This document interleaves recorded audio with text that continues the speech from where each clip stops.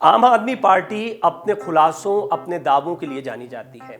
हालांकि अगर आम आदमी पार्टी की बात की जाए तो क्या मनीष सिसोदिया और फिर सत्येंद्र जैन ऐसे बड़े बड़े मंत्रियों के खिलाफ कई आरोप लगे, गंभीर आरोप लगे। सत्येंद्र जैन तो जेल में है, जेल में मालिश का वीडियो भी वायरल हो गया और इस सब के बाद में आम आदमी पार्टी लगातार सवालों के घेरे में आई। लेकिन मनीष सिसोदिया ने एक दावा किया है। उनका यह कहना है कि बीजेपी ने कुछ चैनलों को धमकी दी है कि टीवी बहस में आप नेताओं को नहीं बुलाएं। वो ये कहना चाहते हैं कि आम आदमी पार्टी अपनी बात न रख पाए, इसकी कोशिश बीजेपी कर रही है। दिल्ली के उप मुख्यमंत्री मनीष सिसोदिया ने आरोप लगाया है कि भारतीय जनता पार्टी ने कुछ टीवी समाचार चैनलों को धमकी दी है कि यदि गुजरात चुनाव पर बहस में आम आदमी पार्टी के प्रतिनिधियों को बुलाया जाता है तो वो अपने प्रतिनिधि को उसमें नहीं भेजेगी। सिसोदिया के आरोप के बाद दिल्ली के मुख्यमंत्री और आम आदमी पार्टी के राष्ट्रीय संयोजक अरविंद केजरीवाल ने ये कहते हुए भाजपा पर प्रहार किया कि इस तरीके से कुछ टीवी चैनल को धमकी देना भाजपा के लिए उचित नहीं है। ये धमकी देना और इस मुद्दे को उठाना, इस बात को समझिए।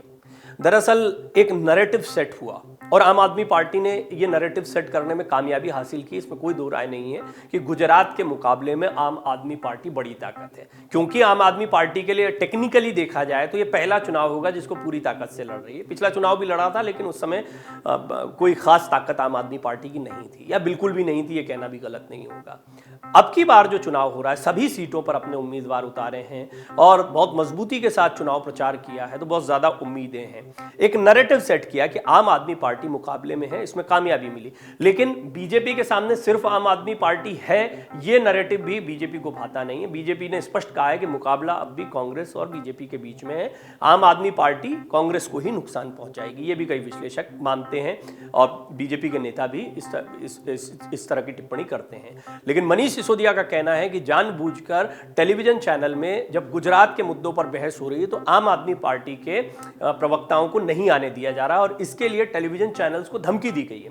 मनीष सिसोदिया ने एक ट्वीट लिखा, कुछ टीवी चैनल वालों ने बताया कि बीजेपी ने उन्हें धमकी दी है कि अगर गुजरात पर किसी भी चर्चा में आप वालों को बुलाओगे तो बीजेपी उस चर्चा में नहीं आएगी। टीवी चैनल वालों ने काफी विरोध किया लेकिन बीजेपी नहीं मानी। बीजेपी वालों, हिम्मत है तो सामने आओ, तुम तो पहले ही डर के भाग गए। हालांकि मनीष सिसोदिया ने अपने इस दावे के पक्ष में कोई सबूत नहीं दिया है।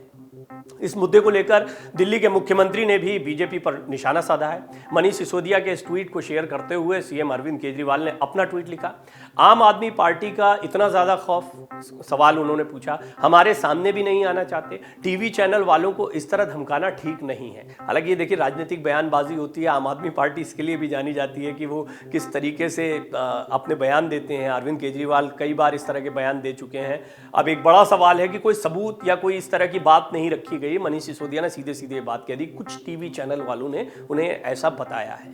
किसने बताया है, क्या आधार है इसका, ये भी कुछ बड़े गंभीर सवाल होते हैं। अब क्या ये भी एक नैरेटिव सेट किया जा रहा है या फिर सचमुच में ऐसी स्थिति है कि आम आदमी पार्टी को जो है वो किसी टेलीविजन चैनल पर नहीं बुलाया जा रहा, उनके प्रवक्ता नहीं बैठ रहे हैं बहस में। गुजरात की सभी 182 सीटों पर आम आदमी पार्टी इस बार चुनाव लड़ रही है। अरविंद केजरीवाल की अगुवाई वाली आम आदमी पार्टी अगले महीने होने वाले विधानसभा चुनाव में पहली बार गुजरात की सभी 182 सीटों पर चुनाव लड़ रही है। आम आदमी पार्टी ने खुद को सत्तारूढ़ भाजपा के खिलाफ मुख्य दावेदार होने का दावा तक किया।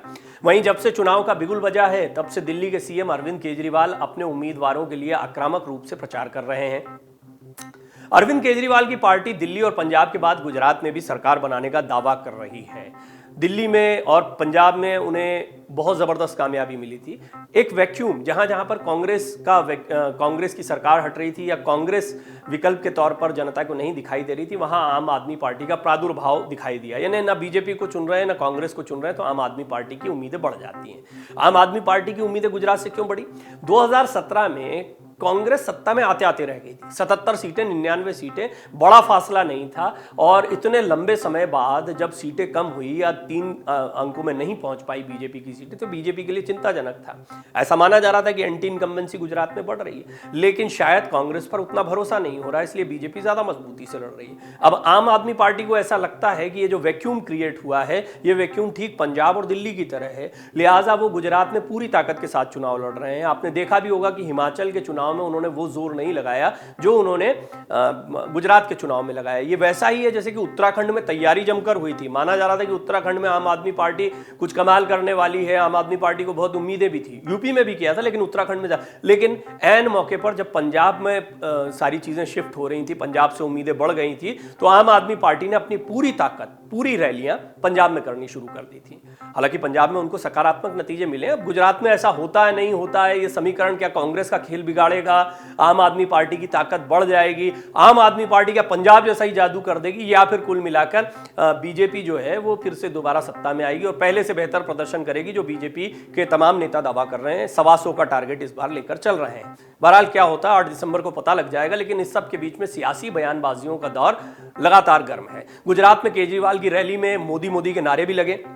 गुजरात में 182 विधानसभा सीटों पर 2 चरणों में मतदान होगा। पहला चरण 1 दिसंबर को और दूसरे चरण का मतदान 5 दिसंबर को किया जाएगा और नतीजे 8 दिसंबर को सामने आ जाएंगे। इसी दिन हिमाचल प्रदेश में हुए विधानसभा चुनाव के नतीजे भी सभी के सामने आ जाएंगे। तो कुल मिलाकर गुजरात में सियासी रण जो है वो जबरदस्त तरीके से गरमाया हुआ है और इसमें कांग्रेस, बीजेपी के अलावा आम आदमी पार्टी भी अपनी ताल ठोक रही है। और आम आदमी पार्टी का यह आरोप है कि जब बहस हो रही है गुजरात के मुद्दों पर तो उन्हें बाहर रखा जा रहा है। मनीष सिसोदिया ने यह कहा है कि टीवी चैनल्स ने उनको ऐसा कहा है कि आम आदमी पार्टी के यदि प्रतिनिधि आएंगे बहस में तो हम अपने प्रतिनिधि नहीं भेजेंगे। यह बीजेपी का कहना है। बीजेपी इस तरह की धमकी टीवी चैनलों को दे रही है। हालांकि इसका कोई आधार, कोई सबूत और स्पष्टता से इस बात को मनीष सिसोदिया ने नहीं बताया। हालांकि अरविंद केजरीवाल ने भी इस ट्वीट को रीट्वीट करते हुए लिख दिया कि इतना खौफ आम आदमी पार्टी से। खैर, सचमुच में क्या आम आदमी पार्टी से कोई डर है बीजेपी को, या फिर आम आदमी पार्टी इतनी ताकत महसूस कर रही है? गुजरात में ज्यादा इंतजार नहीं करना है। 1 तारीख, 5 तारीख, ये 2 दिन वोटिंग होनी है और 8 तारीख को नतीजे आ जाएंगे। डाउनलोड करें अमर उजाला ऐप और पाएं खबरें लगातार।